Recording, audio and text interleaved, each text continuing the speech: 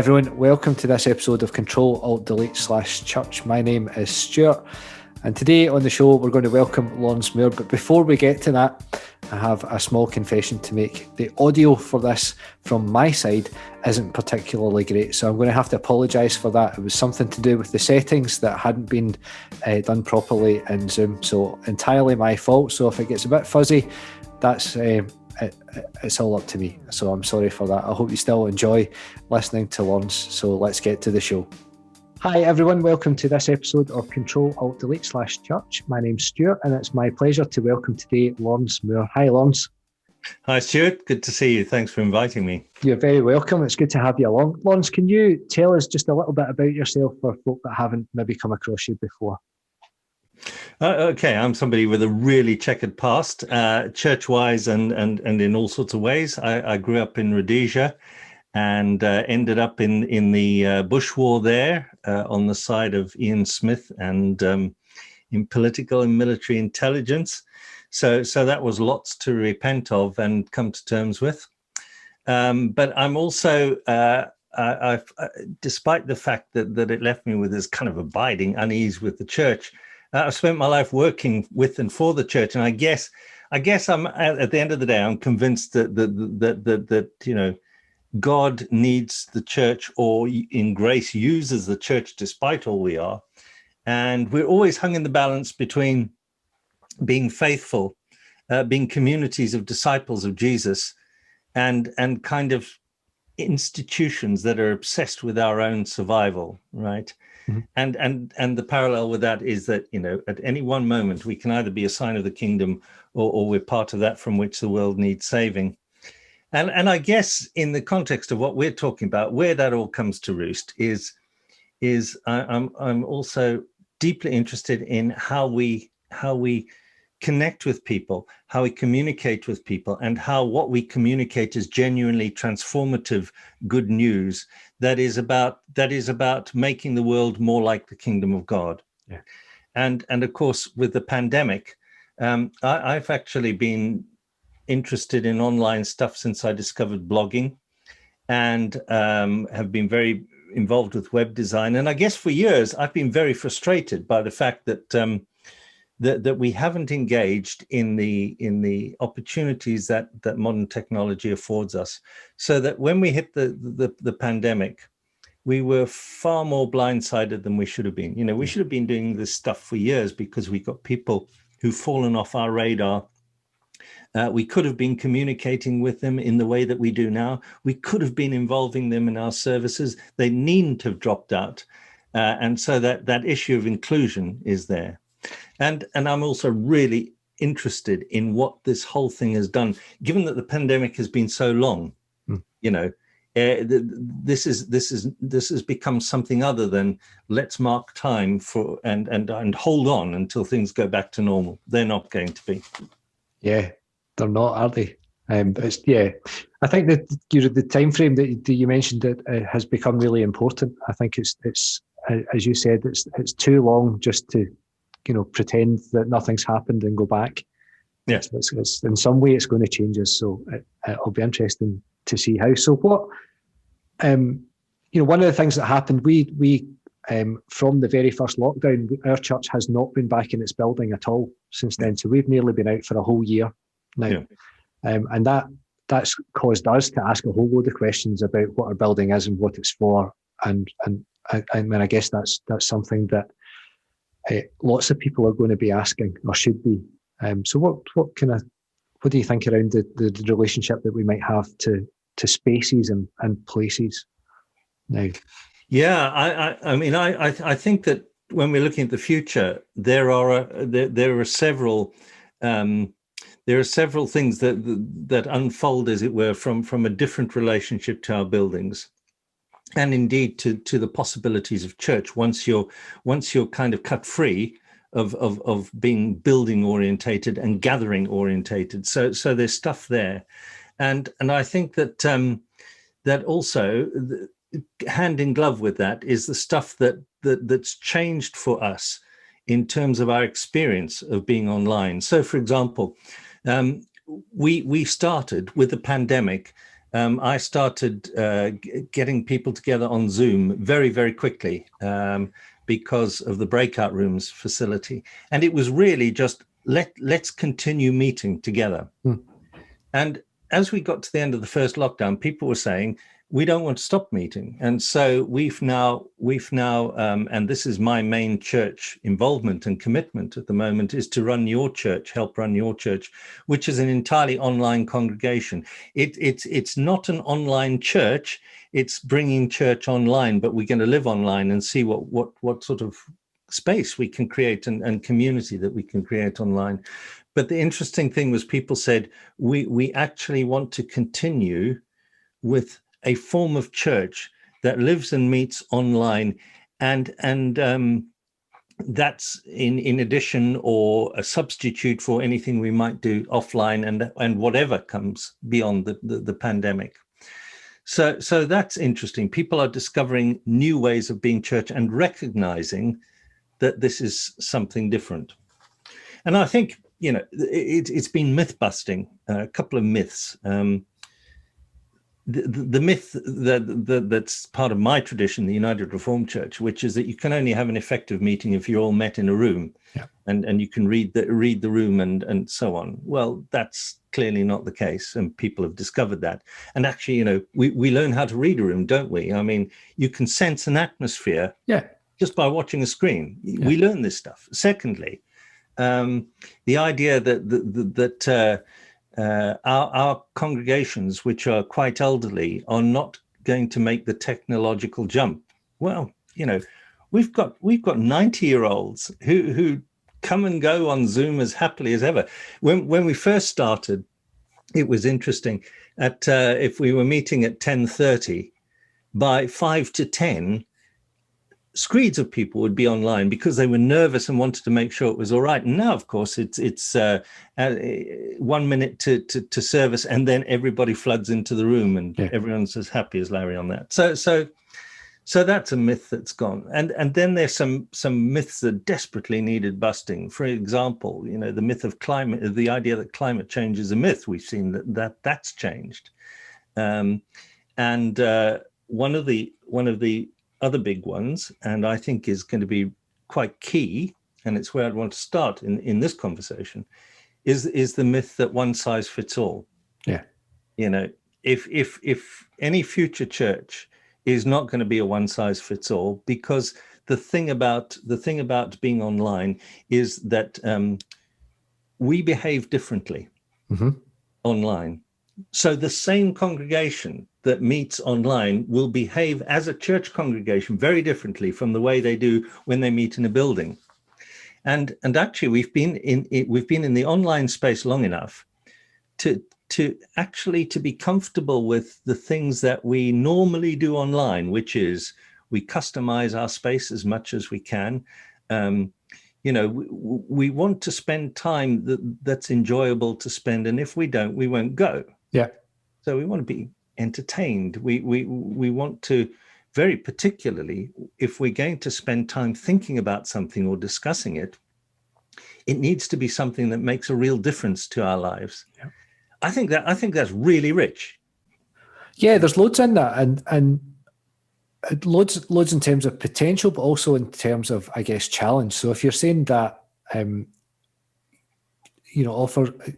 offers the opportunity, I guess, to be with people who are like us, then there's the danger that actually what we end up with is an even more kind of homogenous blob, and only people who are white men in their 40s meet together, from Scotland, because those are the things that that's me, and I'm going to look for other people like me who are going to confirm all of my beliefs and opinions, and and that could be great because I might not actually meet many men in their 40s in church. So, to be able to do that across in an online setting might be brilliant. I might realise that actually a bit like young people do now, if you're 25 in the church, there's probably only you in your church. And so to be able to meet together with other 25-year-olds once in a while is great because it encourages you're not alone. But at the same time, there is that danger that it becomes very niche, isn't there? Yes, There is that. Because our instinct and normal behavior is to create bubbles, and it's the same old thing. Google helps us create bubbles. Yeah. We assume that we can continually having our thoughts expanded, but actually, Google's serving up to us the information that we already want to hear. Yeah.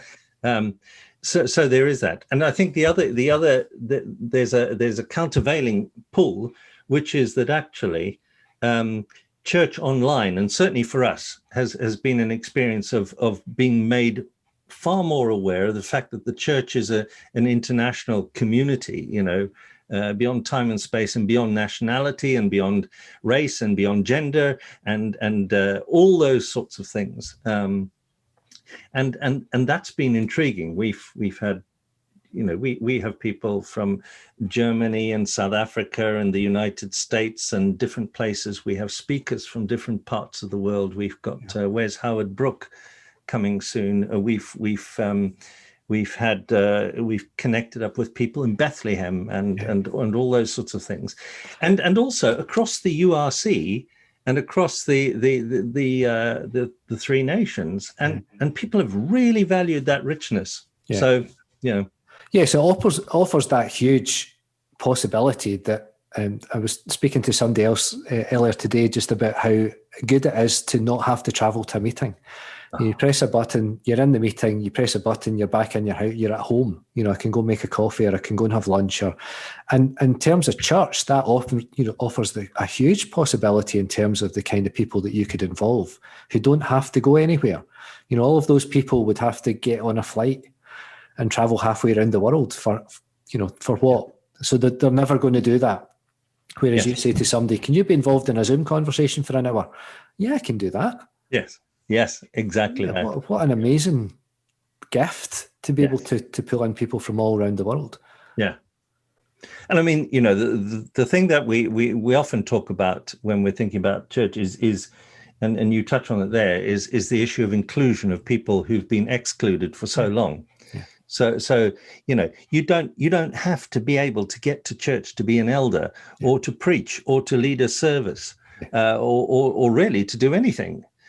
We held a conference last year on life beyond lockdown. What might it begin to look like? And we had over 200 people, and I did a survey of people afterwards, and 83% of those 200 said, had it been offline in a building, they couldn't have taken part. Yeah. So our that fundamental shift about our relationship with our buildings is huge. And I think the implications are huge. I mean, as we look beyond the pandemic. So I'm assuming that one of the things, for all sorts of reasons, that people are not going to do is to let go of the online element of church. And so, we will have, in different proportions, we'll have a hybrid, which includes a gathered congregation, and a virtual congregation, all part of the same system, maybe the same service, and certainly the same church families. And that's interesting because, what does that do to membership? Yeah. If you've got an online part of your church that comes from completely different places, and it's not defined geographically, what happens there? But I think one of the things that's going to happen is we've got to get comfortable with the notion that at any given service, the majority of the attendees will not be in the room. Yeah, they'll be in the virtual room, and that's big, because it's a cultural shift, and it fundamentally changes the experience of going to church. It also changes. Obviously, it changes the way in which the church connects with the community, in the broadest sense, that people who are not churchgoers think about, there's the church, and look, it's Sunday, and we see these people going into the church and coming out of the church, and we go to that building and we see notices about community events, and then we got people desperately trying to hook us to pull us into the church. But all that will fundamentally change. But how that does is going to be interesting, because we've got statistics that come out like 36% of churches that have reopened. No, of churches that have opened, 36% of the congregation has gone back. If you get 36% doing that, that's big. Yeah. So that's going to change. And also there's a big generational difference. So, people like me and baby boomers, 71% of us say we far prefer physically meeting than being online. I don't, but most do. If you look at Generation Z, 41% of them only say we far prefer to meet online, offline. The rest want to meet offline. Yeah. So that's going to change. Yeah, and that's been, I think that shift, we've been able to observe that shift, even just in terms of how comfortable people are and how much of their working lives or their learning or their kind of community building has been online. I'm kind of old enough that I remember when we started to use email more frequently, and we changed from having to use dial-up to actual broadband and all that kind of stuff. You couldn't use your internet and the phone at the same time, and everything took ages. So whereas my children don't remember any of that. If you want to find them, they'll be plugged into an Xbox somewhere, talking to people somewhere in the world, and playing games with them, rather than going out. So they're just really comfortable with that. But at the same time, as you said, we've got, there's a 93-year-old woman lives around the corner who's been listening to our services on her iPad for ages, because we put an audio version out, and she's been plugging into that for years. So this kind of sense that people aren't comfortable with that, we need to give people a bit of credit, and I think one of the things we've discovered in terms of the inclusion thing is that we have accidentally become much more inclusive. Yes. And it was an entirely accidental process, that we've started to put video up instead of just audio, and it's much more apparent where it is. And we've tried hard to get people to join in with it. Whereas before, it was an additional extra, and the real action was in the room. And it was this kind of sense that it's a bit like going to a show. I think that it's a one-time only experience. And if you weren't there, it doesn't count. Whereas right. church now isn't that. It's you can go back and watch again. You can watch from anywhere at any time, and that fundamentally changes how people are going to engage, I think. Absolutely, and you can sense the nervousness. When you see debates where people are saying, where you're getting churches debating and saying, if we go back, the problem is we'll have some people who are too lazy now to get up and get dressed and come to church. And what we ought to do is to make sure that we stop having online services to try and force people back into the building. Yeah. And that mindset that says it's all about what happens on a Sunday morning in the building in the main service, it's extinct. It's got no future. Is some of that about the amount of time and effort and money we spend on our buildings? And so we just can't let that go, because we've invested a huge amount of everything. Yes. Almost everything we do actually serves the building. Serves the building rather than necessarily even serves God. Yeah. Well, you think of what a church is these days, right? It's this big barn of a place which is modeled on a theater. So you've got the sanctuary and maybe a hall, where stuff goes on, and a kitchen to serve food and everything. Everyone comes. We spend a fortune on buying real estate that includes a site big enough for a car park, and then we've got all the security that goes around it, and it's this. Yeah, it's a self-perpetuating little industry once it's in place. One of the things that we have also learned, though, with lockdown, is that actually not having to be obsessed with cleaning and weekly stuff in the building has been quite a liberation for a lot of people. Yeah, I think so. So one of the things I would imagine is that post post-pandemic and so on, in whatever the new normal is, when we've got the pandemic under some kind of control and we can live with it, is what new church buildings will look like. I think there's going to be a massive disinvestment in real estate by the church, and local churches and synods are not going to be defined by the real estate that they own, and insofar as churches, church buildings and plant are concerned, I think we'll see a shift over the years. I think we'll see a shift from a theatre model to a studio model, so that our church buildings will become the places from which we communicate with people online. Because what we'll be doing is moving from gathering people together to connecting people together all over the place, and that means that our buildings will, as it were, become the places where we they become our studio or our broadcasting radio station kind of thing.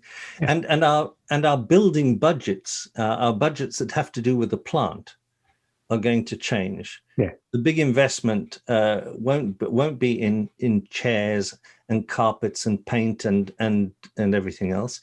It'll be in technology, studio type technology.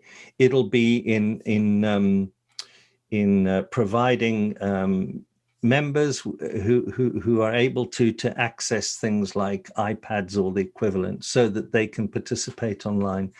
And the size of the buildings will shrink drastically. I mean, we won't have to maintain car parks. Yeah. But it requires a huge amount of confidence and change of mindset to become comfortable with micro gatherings, and to be completely content with, the fact that I may see at any one point 6 or 7 other people. They could be in my virtual room or my living room or wherever we go. And I think that changes churches' finances, not least because churches will become, rather than landlords of buildings that people hire from, which is the mainstay of a great many of our church budgets. Mm-hmm. How many people will use our buildings. It'll change from that to we will become hirers. Yeah. So the norm will be to meet in very small dispersed groups. And if we need to come together for a big celebration or something, and why not, Yeah.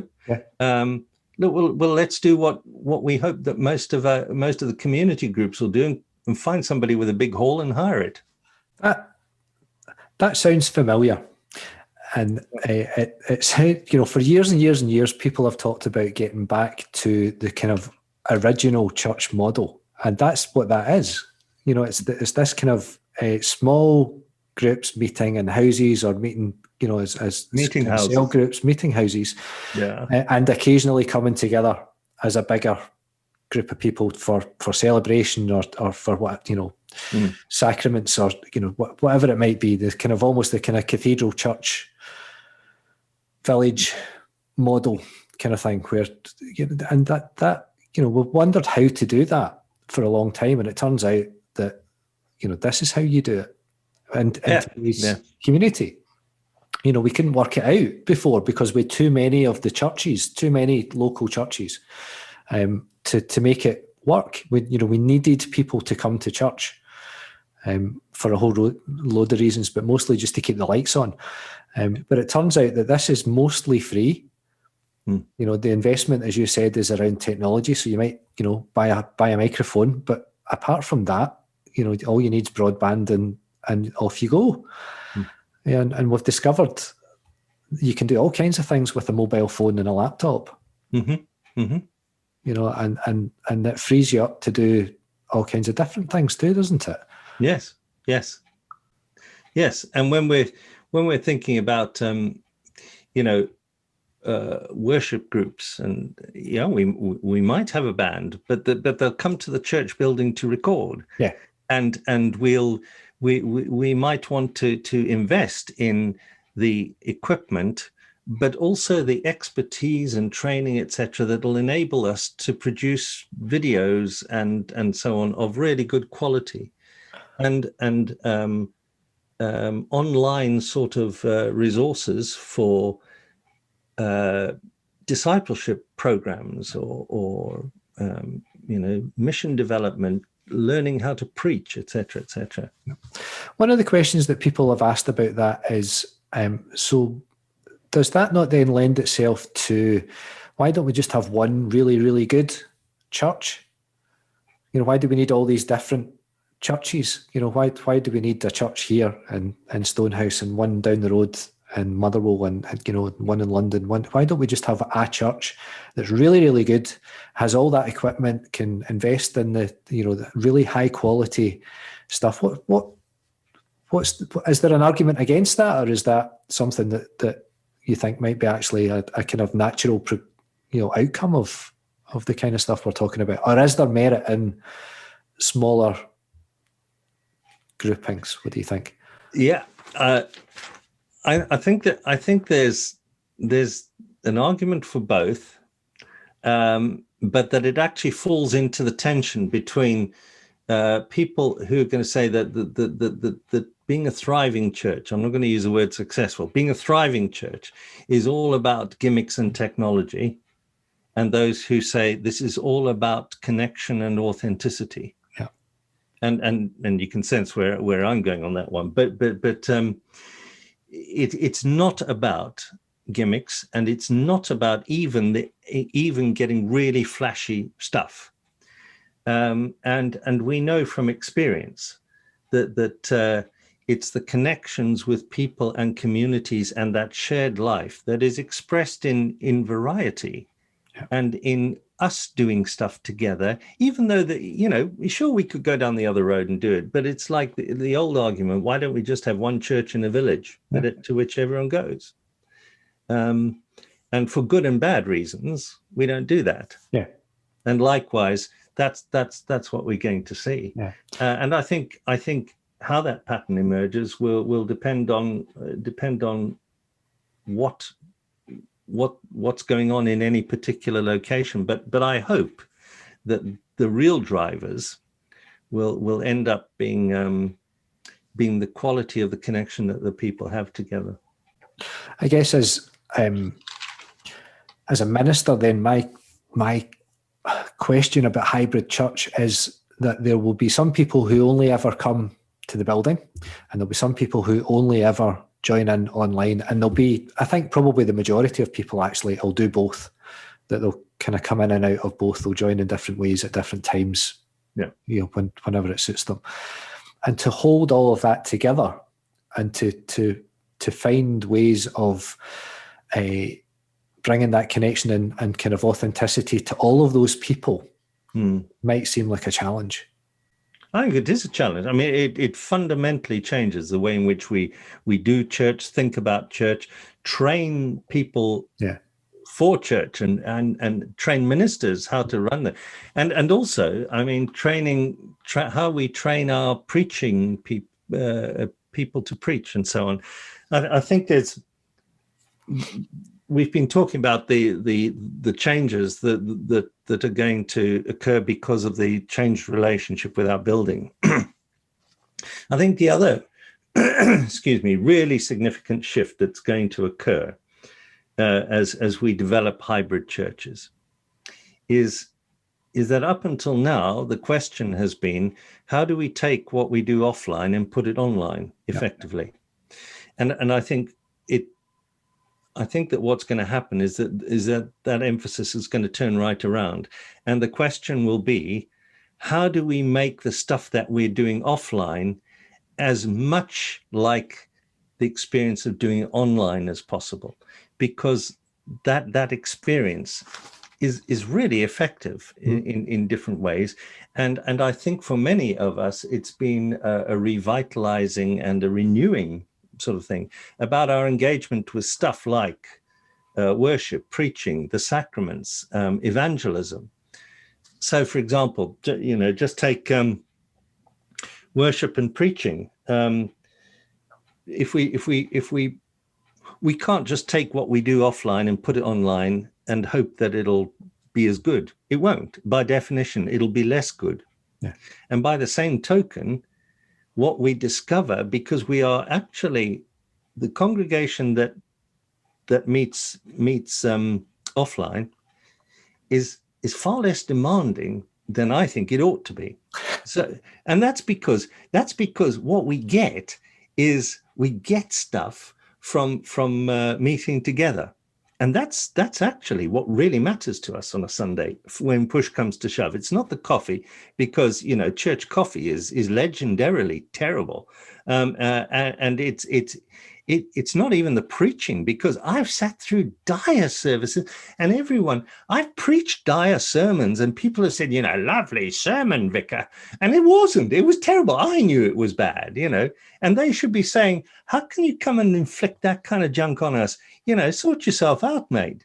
So we're very tolerant, and we've got a church culture that is, in some senses, I'm not going to push this, but in some senses, is fundamentally social rather than spiritual. Yeah.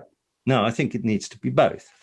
But when if you preach online, you know, forget 30-minute sermons with 3 points and 3 sub-points, and they all begin with A, which you know was part of how I was taught to preach. Yeah. And the old adage that sermonettes make Christianettes. This was from a guy who preached regularly for 45 minutes at least. You know, 10 to 15 minutes, you've got to preach a sermon that transforms, that people listen to and say, yep, that makes a difference. If I believe this, if I hear this and I'm committed to it, it's going to make a difference to me. Because that's how we go on, you know, we go online for those kind of experiences. Yeah. Whether we're shopping or meeting our mates. Yeah. Yeah. It's the why question, isn't it? You know, what you know, the what and the how become much less important if we can't answer the why. If it's not obvious. Yeah. And if the church is constituted theologically, we would say by the word and the sacraments, you know, it's where the word is preached and sacraments are administered according to Calvin, then what's going on when, as we found, we can't meet together to celebrate communion? You know, and I'm thrilled that we as a United Reformed Church have found a way of doing that. But you just look at the agonies about what's going on there, and it becomes a question about what is the church if it's not gathered, if it's not physically gathered, and what are the sacraments? And I mean, my starting point for what it's worth on communion was, we're in the middle of a pandemic. People are lonely, people are cut off, people are frightened, people are dying, people are ill. Is it conceivable that Jesus is going, well, I'm sorry, I'm not coming to your communion service because it's not a proper communion service? That's inconceivable. But how does that cash out in real terms about how we do our services? And I think that actually there's a real potential there for renewal. Yeah, absolutely. I suppose any crisis forces you to reconsider. And you know, and when it comes to evangelism, I forget where it was, but somewhere about May last year, there was an article, a Catholic article, that was saying that coronavirus did in a weekend what it took the Second Vatican Council 60 years of trying to do, which is to get Catholic believers out of their church buildings and talking to other people about Jesus. And the whole environment of meeting online is one in which we naturally engage with much deeper questions far more quickly than you and I would ever do if we became mates and met together at the pub over a course of years. Yeah. I remember in Windermere having a conversation how difficult it was to get people to talk about their faith, about Jesus in our churches. I had a church that came to the center, and they rang me up on the Friday. They're coming for the weekend, and they said, our speakers let us down. Will you do the weekend for us? And I said, well, yes, as long as you let me do something I can comfortable doing with 12 hours notice. So they said, yeah, absolutely. I said, okay, so we're going to spend the weekend talking about our faith. And there was this kind of long silence. And he said, you really? I said, take it or leave it. So they took it. And I told everybody in the first session, that's what we were going to do. And people went white and red and purple. But when they got to it, by tea time, people were excited and saying, do you know, I've known Bill. He and I have been members of this church for 70 years. We golf together. I know his golf handicap. I know the names of his grandchildren. I know what university courses they were doing. And in all those years, I've never known anything about what Bill thinks and believes in terms of his faith. Yeah. Online, we do that much more naturally. Yeah. So you know, that excites me. I think that absolutely true. And it's part of the format stuff, isn't it? Again, we're back to that, you know, if you're sitting in rows looking at the back of somebody else's head, it doesn't encourage conversation. If we're all in a group and everybody's equal and all on the screen at the same time, and anyone can speak and is encouraged to do so, then of course, that's going to hopefully promote a very different kind of engagement. Yeah. But we need to be deliberate in it. We do. And that's another thing. I think that's the third, for me, it's the third bunch of kind of questions that are around, that are raised by the world of online. You know, for all the fact that for many church people, instinctively talking about the digital space is, you know, it's satanic territory and it's dark and you know, I'm going to get ripped off and my children are going to get seduced and trafficked and you know, we've all got our terror stories, and it's for all the fact that it's instinctively sometimes viewed very negatively. Actually, the values that are there are deeply nurturing to church people. Authenticity and consistency. You know, if I'm leading a service, you know, people can go away and Google me, and they're used to doing that. If you do it online, who's this guy? And if what people can discover about me online doesn't match up with what I'm saying, people are going to say, I'm not interested. By the same token, there's a real value put on integrity, authenticity, continuity. So, you know, so I think that is really, really important. I think the insistence on things being life transforming. Information. One of the things that about the information age is that we can discover situations in which people are trying to live, and that raises questions about, you know, what does faith mean in these circumstances, and you know, the kind of privileging of questions about what's happening to the most vulnerable and the people whose lives are lived in the deepest darkness. Those are fundamentally gospel questions, and they reflect Jesus's own priorities about, you know, the least first. So that, I think that's good, and I think the other thing is for those of us who in church leadership situations, ministers and denominational leaders and so on. The good news is that spiritual entrepreneurship is always going to thrive. Now, you know, there's a kind of association of entrepreneurship equals used car salesperson, but I don't mean that at all. I mean that the people who are comfortable in the digital space and see opportunities all the time rather than problems are the people who are going to be able to respond as swiftly and as light-footedly and as effectively as possible, and that's going to be the key, you know.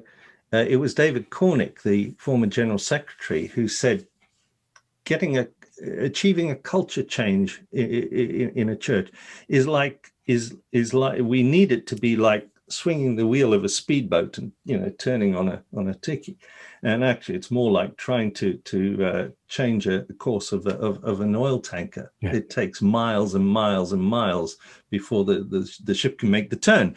Well, spiritual entrepreneurship is making the turn, and it's where people are, and the fact that our lives do change very, very quickly. And so often in church, by the time we've responded to something that's going on in society, and by the time we got it through all our discussions and set up a subcommittee and then reported it back, it's way too late. Yeah. And we're going to have a church that is far more agile and spiritually clued into where people are. Yeah. And some of that's about permission giving too, isn't it? That those changes are held up, so I might go and say, look, I've had this really good idea. Can I do this, please? And that takes a year before somebody comes back and says, yeah, that's fine. And it's gone by then. We're on to the next 3 things later. Yes. So come the Kairos. Yeah. The church is the one place that just cannot cope with this. God's here and God's saying, let's do something. And I think the last thing, I can think of, I've been going on about the stuff that I get really excited about for church. And one of the things of putting it out there is I'm keep looking at you to see if you're going to nod and say, yeah, okay, your optimism is justified, because that encourages me. I get excited about it. But one of the things that really bothers me, of course, is that we're not going to lose the nutcase church. And by nutcase church, I mean, I'm going to put it out there, the kind of there's the climate deniers, there's the anti-vaxxers, there's the COVID deniers. And we find them all in the church. Yeah. And one of the big discussions across the church, if we're not just going to be in a bubble, we've got to recognize that for many people, part of the bewilderment about where's God in all this is, well, God is going to save the church from infection. So, a sign of Christian discipleship is not wearing masks or not giving up on going to church, or, we don't need a vaccine to protect us because God will protect us. Yeah. And I think that God is genuinely in all of this. I mean, naturally, God is in it. I don't mean that God is inflicting the virus or the pandemic on us, but God is there with us. Yeah. And there are fresh calls to discipleship and new possibilities now. But what is it that constitutes a faithful response? That's the key question. And I think any response theologically, any response that suggests that church people are somehow excluded from what befalls the rest of humanity, and that's what counts, or that they're specially privileged and they're not going to suffer in the same way, or anything that on any other level would be seen as detrimental to the flourishing of the human race. Denying the climate or not wearing masks or anything else. That's a sure sign that we're on the wrong track. And that there's still the task of discernment and public prophetic preaching, which is about relating God and the gospel to what's going on. And that's not something that's ever going to go away. And thank goodness for that, because that's what we're here to do as a church. Does the online space make that easier? I'm wondering, in terms of kind of faithful, truthful preaching, when you're faced with a room full of people and you are terrified that you might say something that offends them so that they don't come back next week and they don't put their money in the offering and they go and tell everybody that you're a terrible person and you should never go to that church, and all the things that have happened in every church in the world at some point. If you don't have to worry about some of that stuff, does that make it easier for the preacher to be I guess just a bit more upfront about some of that and say, look, this stuff's nonsense. Stop it. And the relationship. I suppose truth's been a huge conversation over the last at least 4 years, but probably the last 2,000 years and beyond in terms of what is truth and who's truth and all that kind of stuff.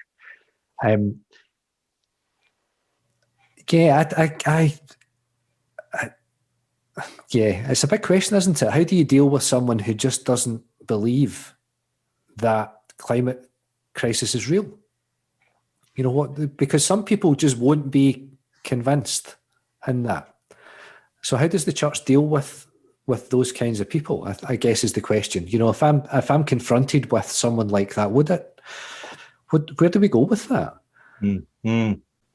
Yeah, I mean, well, look at that.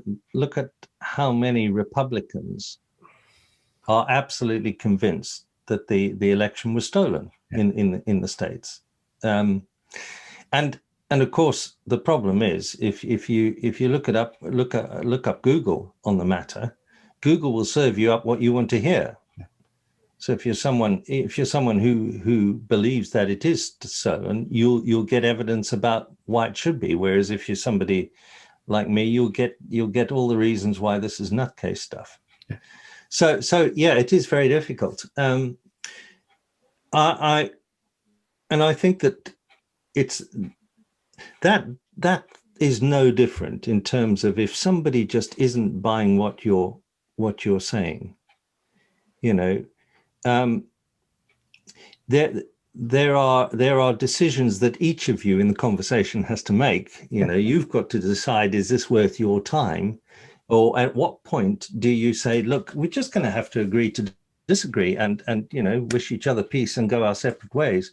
Or what is more likely to happen is that the person who really doesn't buy this stuff will absent themselves. They'll just log out. Yeah. And go somewhere else. Yeah. But the thing that the mindset I think that is important is one I get from Seth Godin, who is he's a marketer, a Jewish marketer, and one of the 5 most influential people in the world at the moment, and really value driven stuff. Yeah. And he says, look, when you're preaching. If he's talking to us as church, he's talking to marketers, but you can just lift the stuff and it's like a sermon. So when you're preaching, you're not trying to find the person who's most skeptical about the product that you're wanting to sell and convince them. What you're trying to do is you're trying to connect with the people who are desperately keen to find what you're providing for them. And I think that's true of our message. For so long we've been Schleiermacher, and it's about religion, speeches on religion to its cultured despisers, as though what we got to do is to try and find the people who are most cynical and convince them, and that's the way of growing the kingdom in terms of the church. Whereas actually it's about finding the seed beds that are desperate for the seed of the kingdom that is going to produce 30 and 60 and 100-fold, And I think online pushes us in that direction, and that's a helpful place to be. Yeah. Long answer to your question. I'm sorry. Not at all. It's a good answer to the question. So people will be watching this and they'll be thinking, "Oh, that's all great in theory. That all sounds really good. Does it work?" And you've spoken about your church, and for the last months, you've been involved in a church that meets online, and you've been working out some of this stuff. So, what kind of things have you learned from that experience? It's 6 months this Sunday since we first met as an online church, as opposed to March, the first lockdown. And what have we learned? We've learned how much people value the connections and being part of a community online, and those communities are real. Those bonds are there. We do get very consistent attendance in terms of numbers and people. We've learned to really to appreciate the breadth of experience and the joy of meeting people from all over. In other words, being something non-local as a church, being church non-locally. The things that what we've tried to do with the services is to invite all sorts of different people to take it, and on a variety of subjects that are timely, as in a kairos sense of timely. So we said to people, look, we don't have a policy, for example, about the lectionary. Use it or don't, but do think about what are the most pertinent questions right at the moment that we need to ask ourselves as disciples. So if you want to pick something from the news, feel free to do so. And we've looked at really, really difficult questions. By the way, just that reminds me to go back just for 1 second to the people who, does it give you freedom, you asked? Yeah. Preach. And to say what you think. I think it does. And I'll tell you why. It's because anybody, if people were to go to my Facebook page, they would see exactly what I think. And whether or not I said it in a sermon wouldn't make any difference. Yeah. But if I said something and they went back to my Facebook, my Twitter feed, or whatever, they'd see it. So you can actually just be yourself, I think, far more so. So there are those issues that people have really appreciated. What haven't we done? We got to the point, actually, where we've now got to ask ourselves questions about leadership and accountability. So there are 3 of us who were originally asked to carry this. And what we're doing on Sunday evening, this Sunday, is to say to people, time to take stock. We're having a communion service. What are the things for which you want to give thanks? In what ways our strapline is developing discipleship digitally? In what sense has your discipleship been developed and enriched? How about direction of travel? Are you still happy that we're on the right path, or is the Spirit blowing us in a different direction? It also raises for us 2 things about being church that we haven't had to confront in any particular seriousness up until now. The one is pastoral care. How do you exercise pastoral care? That becomes a real issue for the people for whom your church is their only church. Lots of people, it's an additional thing, or they're no less committed to it. But there are other spaces where they're cared for pastorally. How do we do that? And that I don't know what the answer is. At the moment, for us, what it consists in is noticing when people have been consistently attending for a long time and drop off. And we've written to them, made contact, and that's been okay. But we haven't dealt with any real big pastoral problems. Yeah. And the other thing is money. We got to the point where the Zoom license is going to have come up for renewal, and the CCLI streaming license and the LOML license. Yep. Now, up until now, where it all started in a very ad hoc way, it was, one of us paying for it, or we got a Zoom license paid for us by a local church. The moment, of course, we ask people for donations, even though it's £300 for the year. That's our annual budget. Yeah. But the moment that you're dealing with money under charity law, you've got to exercise trusteeship, or somebody has to, and we're to that. So at the moment, we're in the process of some trying to have talks within the United Reformed Church about how we develop and how the United Reformed Church structures can be worked together to allow us to be a church online, which is what we want to be. It's an interesting thing where something's going on and it needs regularizing precisely because we want to be accountable. Yeah. So all of those, the kind of institutional questions, I suppose, are up for grabs, and watch this space. Yeah. A final question, Lawrence. One of the things that the church is very good at is counting. So this week I've been having conversations with some of the folk in our church about the statistical returns, and that's been really interesting because the answer to most of the questions is 0, because they want to know how many people were in your church in September, and nobody was, because it's been closed. However, we've been online every week, and hundreds of people have been engaging with either the video or the podcast version of the service and coming along to different things. So is the way that we measure and evaluate church, it's got to change, hasn't it? Absolutely. And it's going to be far more about value-driven data than quantitative data. So, and so it should be. I'll never forget going to the Baptist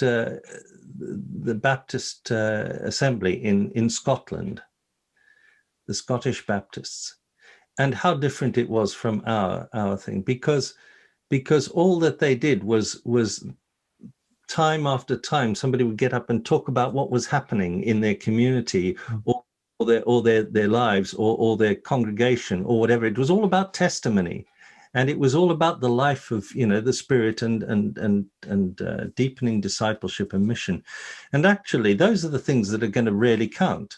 We can do the quantitative data in how many people have watched a video or landed on our website or liked our Facebook posts or actually engaged posting themselves on a group, or all of those kinds of things. We can get that kind of record of engagement, but the really important stuff is the testimony. So it's about transformation. How much transformation has taken place? What has changed? What new connections have been made? How has your church, I don't mean in this case your church as a title, how has anybody's church engaged with the community? Where have there been new connections made? How are we connecting with our members who are not able to be present or choose not to be present, and how are they taking an active part in our church life, and how are we developing the gifts and making sure that everyone has a chance to contribute those gifts? It seems to me we're driven more and more back to the fundamental nature of what it means to be the church. Yeah. And that those are somehow we're going to have to turn those into key performance indicators, for want of a better term, Yeah. And that's exciting. Yeah, and to gather that kind of information is only possible if we're connected to each other properly, yes. That we're actually engaging in relationship with one another. Yeah. Because, it goes back to the beginning of the conversation. Nobody's going to volunteer that information to somebody that they don't know and don't trust. Yeah. Quality of relationships, with God, each other, the community, the poorest, the most desperate. Yeah. Lawrence, it's been fascinating to talk with you. We could spend hours in this conversation. I'm so glad that you've been able to give up your time and your insight for us today. So thank you so much. Yeah, it's a great pleasure. Thanks for inviting me. I just wish, it was my turn to ask you all the same questions, because I haven't had a chance to hear back. But thanks for the conversation.